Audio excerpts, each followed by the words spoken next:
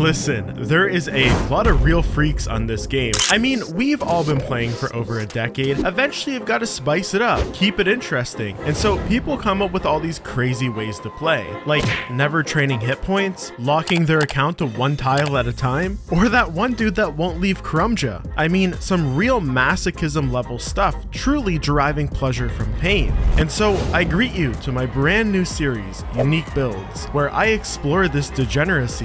That is, the different ways people have set out to play RuneScape by talking to some of the best players within their respective communities to hear their stories behind creating some of the most outlandish accounts that this game has ever seen. And oh boy, do I have a treat for episode 1. We're talking to a bunch of multi-accounters. These are guys that play, well, as you'll see, up to 100 accounts at once. And because there's no core restrictions to the game mode, I mean their goals vary wildly. The first person we're talking to is Blade, by the way. This is the animal playing 100 accounts at once with the goal of getting each one to max combat with an Inferno Cape. And there's a real challenge to this because it's super expensive. So he does this wild method, the most profitable thing in the game, PVM boosting to make billions of GP. Is that a fair summary, Blade? Yeah. I want to be able to log in 5 years from now with the 100 accounts, log into free-to-play, because I'm not going to keep them bundled up, of course. And then the only things you can kind of see in free-to-play is what you've got equipped and what your combat level is. I just want to be able to poke some fun. Heck yeah, man. So how about we start at the very beginning? What were you doing that? Who is that? Salesman Crumb, you took a sponsorship from GamerBread. Okay, let's see it. To be at the top of your game, you need fuel. Introducing GamerBread, the world's first high-performance bread made for gamers. It's got an ambidextrous grip, strengthened fingers, and improved dexterity. And when you're done, fuel up with maximum caloric density for maximum focus. Kidding, because the real sponsor of this video is Raid Shadow Legends. Are you tired of fluffy, cartoonish looking games? Raid Shadow Legends will take you to the world of dark fantasy and realism. And there is a ton happening in Raid this month. New champions, an update to Tag Arena, a full schedule of special events and tournaments, but the main event, that's where the real fun's at. That's because Raid is currently running a special Deliana Chase event where you can get your hands on the amazing Deliana, a brand new legendary champion from the High Elves faction, just by logging in. All you have to do is log in and play Raid for 7 days between now and July 20th, and you'll get Deliana for free. That's it. Deliana is one of the strongest support champions in the entire game and can help carry your team past many of Raid's tougher challenges. You really don't want to miss her. This is the best time to get started in Raid, because if you click my link in the description or scan my QR code on screen now, you'll get a free starter pack worth almost $40. We're talking 3 free champions, 10 magic XP brews, 10 force XP brews, and 10 spirit brews. You know, that's huge. They only used to give you 1 champion, so don't miss your last chance to get such big rewards. All of this treasure will be waiting for you here, and it's that easy. Just click the link in the description and I'll see you in game. By the way, if you're a new player, listen up. Once you're in game, just enter the promo code MyDeliana to get your hands on everything. Get 50 XP brews to instantly get your legendary hero Deliana to max level 50, as well as a ton of silver. That is a wonderful promotion for a wonderful game. Thank you, Raid. Alright, so the very beginning, tell me, what sparked this crazy idea? I think it's 1.5 years ago-ish. Started streaming my gameplay on Twitch. And initially, I was solo killing bundles with 5 accounts at the time. 1 account with full bundles and scythe, and 4 accounts as a blowpipe. I did like 5,000 bundles kill count. I made a build, and then I had like the idea, like I can kill Armadil with between 30 and 40 accounts. I can just auto-retaliate it. It will be less effort. So when I started playing 30 accounts, the first thing I did was get 36 woodcutting. But I started realizing that I really liked the different mentality of playing where you get the most out of your clicks. You want to get as much XP or money or whatever you're going for as possible. So for example, it would be more efficient to mine gold instead of mining iron, even though iron responds faster, because you've got so many accounts to go through that by the time you're at your first account, the gold ore has respawned anyway. And so this is where your Armadil dreams kind of go out the door and you decide you want to play as many accounts as possible, right? Yeah, a different way of playing that I liked a lot, and I wanted to scale it up to 100 accounts. It took me 2 full-time days just to make 100 accounts with all the hassle around it. So I need around 33 bill with the current build costs and with the pace that I think I'll play at. That's around the GP I need to get all the accounts to max combat and an Infernal Cape. And I know you're really close to that now, but can you take us through your money journey? So at this point, you're playing 100 accounts full on and you've got to fund them. So where does that start? And how do you get up to the point of almost having made all of those billions of GP? Yeah, like I said at the start, I made like a bill from Bendos. I kept like 100 to 200 mil for myself, and then all the money I put into bonds and supplies for those 90 other accounts. And I never really recovered from it because, I was constantly splashing on 92 accounts. I was getting like over 1 million Magic XP an hour every hour, but I was also always losing 1 million GP every hour. So I had to find a way where I was able to splash on the 90 accounts and make some money on the side. What I did is I started doing the Sins of the Father questline, which when I started with the questline, I was not aware that there were a lot of pre-requirements and the quests were pretty long. So that actually took a while as well. So by the time that all was done, I was even poorer. But yeah, then I started just putting whichever of because I was actively playing 8 accounts at the time that had stats and membership, etc. Now I've got 10 accounts that... So a little edit time clarification here. Blade has 100 accounts, but out of that, 10 of them he plays what he calls actively. These are like main accounts. He trains everything, not just the bare minimum to go and get an Inferno Cape on them. And really, he uses this group of 10 accounts to fund his other 90 accounts. In this case, he was experimenting by doing the Sins of the Father questline, but later he's going to talk about using them to explore other moneymakers.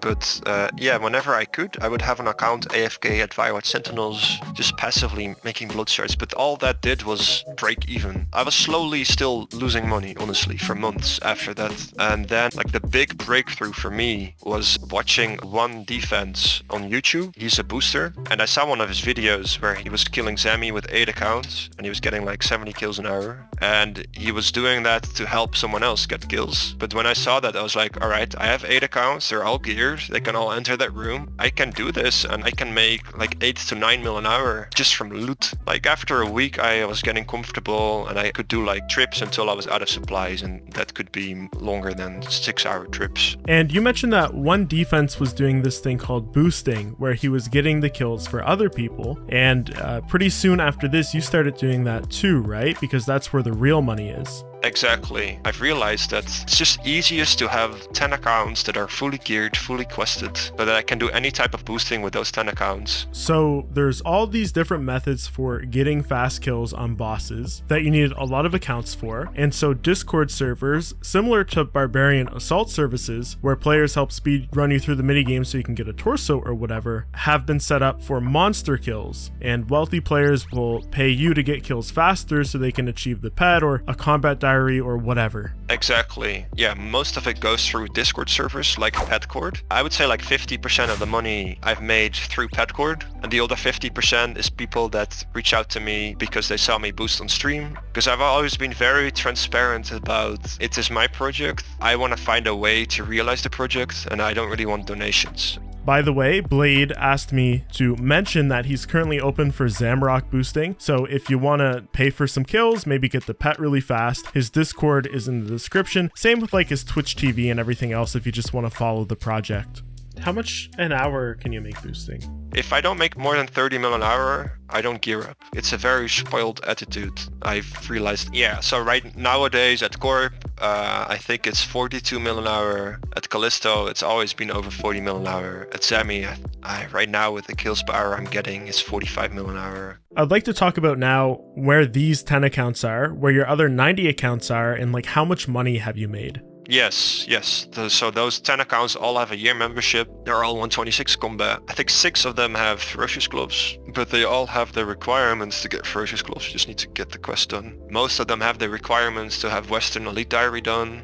They all have over 200 quest points. And when we're talking financially, I've got the 1-year membership on those 10 accounts, which comes up to around, I think, 800 mil or something like that. But other than that, the bank is sitting on around 24 bill now. Wow. So yeah, I've come very long way. I've not really talked about my 90 other accounts at all, where they're right at. Yeah, can we talk about the 90 other accounts? Oh, of course. So I've done all the free-to-play quests I want to do on all the 100 accounts. I've gotten all the free-to-play display stats I wanted to get. So that's woodcutting, crafting. I think I needed like 40 something crafting on each account and 40 ranged. And the reason I needed to get 40 ranged is if you want to splash in free to play, you need to be able to equip Green Dragonite Vambraces for the negative magic bonus, which took like a month. And then I went splashing, and all of my 90 accounts are one high alchemy cast away from 99 magic. Took a year. But yeah, line them all up in Varrock Square, and it will be like a line of 99 fireworks. It will be like a domino effect, you know? I don't know when I'm gonna do this. Maybe when I have something to celebrate. Once I've done that, I guess it kind of marks the next chapter. All that's left to do is get the GP for the bones I need, and then get all the accounts ready for them to go into Nightmare Zone, because Nightmare Zone is how I'm gonna get 99 range, 99 attack, strength, defense, and then time for prayer. But those will all be chapters, you know? And it sounds like this has been mostly an evening pursuit. Yeah, so I've always had a full-time job, and it was very clear, like from 9 to 12 every evening, I would progress it. And that was all. Like I wouldn't play more than that. But because I was so consistent, I was playing so efficiently and all this, like the progress was great for the amount of hours I put in. And he didn't mention it, but he's currently on Inferno Cape number 8. So the next person we're talking to is Samurai_PR. This guy has some like very captivating achievements to look at, and you might recognize him from a video I did a number of years ago, basically at the beginning of his journey, but he's come a long way since 2019 when he started playing, so let's hear all about it. Hello, my name is Samurai_PR and I've been multi-logging since early 2019. Currently I'm doing PVM, killing bar watches at Dark Mayor. This is a very low intensity method while also being profitable enough to sustain membership and fund the progress of new accounts. The fact that the buyers have permanent aggro is a big reason why I chose it. Being able to kill monsters with minimal supplies because you never take damage allows for easy inventory management, and then you got a very accessible bank and altar for when your inventory gets full and your prayer runs out. This method was suggested by a Discord user, but I disregarded it due to it having a lot of requirements. So it wasn't until other multiloggers tried it and I realized how AFK it really was, and then I thought it was worth the time trying it out.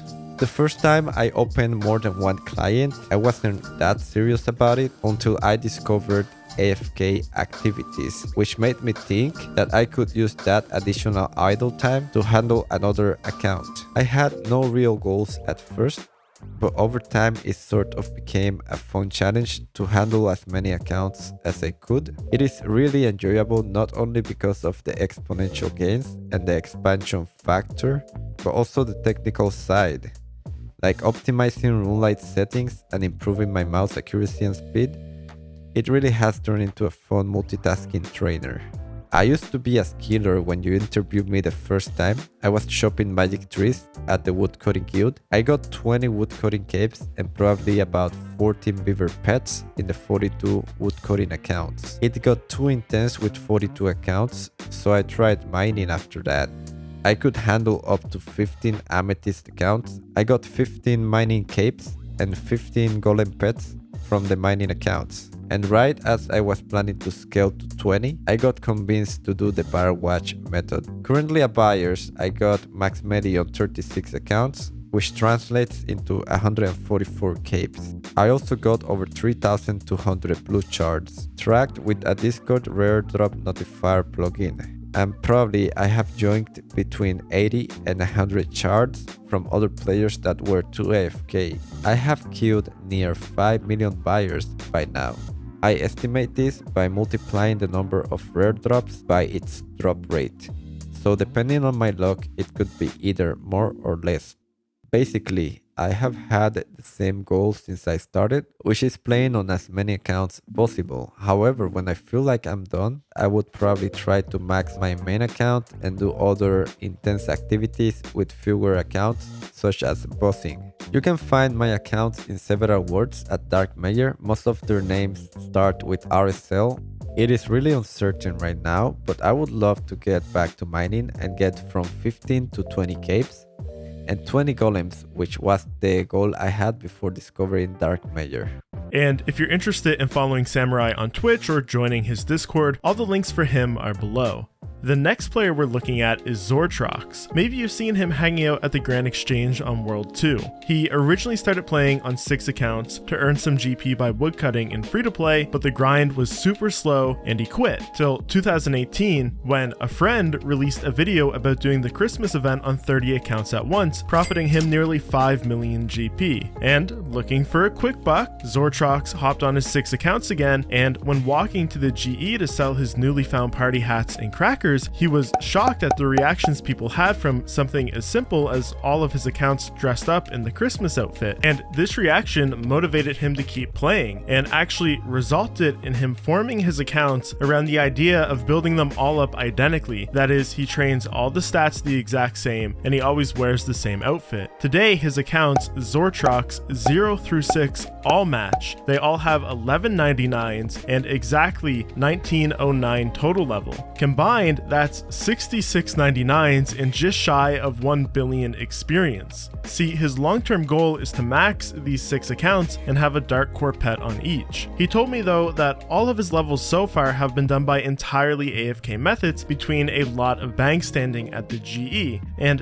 this is important because the GE is where he discovered this form of merching called bulk buying that requires a ton of accounts. You buy a lot of items like dart tips or battle staves, and then you sell them to players training by those methods at a markup. And this is how he pays for his spawns, his buyable skills, stuff like that. Now, all of that said, he told me he doesn't even consider his main game progress the most interesting. That's because this guy is a leagues fiend. He actually has an adamant trophy from every single league that's happened so far on each of his accounts. I just want to show you this. From the very first league, the Twisted League, only 22,000 players have an adamant trophy. And then the second league, Trailblazer, 56,000. And the most recent one, Shattered Relics, well, the wiki doesn't say, but considering Jagex screwed everybody over on the timing of it, it's probably not many. So for him to have all 3 on all 6 of his accounts, I mean, that's insane. And he told me it's actually the biggest grinds that he's ever done. Partly because even during leagues, he maintains this restriction of keeping the accounts identical. This means when going for an RNG based item like the whip, he'll wait to get it on every single account before equipping it. He told me it took him over 470 runs of Barrows during Trailblazer to get full Guthans on each of his accounts. He's actually got his entire Trailblazer league run documented on his YouTube channel. A lot of cool stuff there. Now back to the main game, he also managed to get himself an Arcane Sigil at 7 kill count while doing Corp on all 6 of his accounts. Pretty lucky there. What he hasn't been lucky with is pets. He got 99 farming 6 times, but only got the pet on 1 account. Now, you should play RuneScape just to have fun sometimes, and one of the things that Zortrox does for fun is he'll go around and whack big YouTubers and streamers with his stale baguette in game. And he actually managed to get featured on one of Settled's videos after finding him deep in the swamp and giving him a whack. Zortrox also had me make him a player figurine 2 years ago. And on that note, I gotta give a quick shout out to FuryWall on Twitter for picking himself up a Zook statue and a mole figurine. So that's the story of Zortrox. He told me he's a little burnt out after the last leagues, but once he overcomes that, he'll be back to working towards his max goal. So I hope you guys enjoyed this video. If it does well, I'll be doing more parts to this series exploring other unique ways that people have set out to play RuneScape. If you're somebody who plays RuneScape in a unique way and can get me in touch with some of the best players within your respective niche, feel free to reach out to me on Twitter or my Discord. Both of those are in the description. Thank you guys for watching, and I'll catch you in the next one.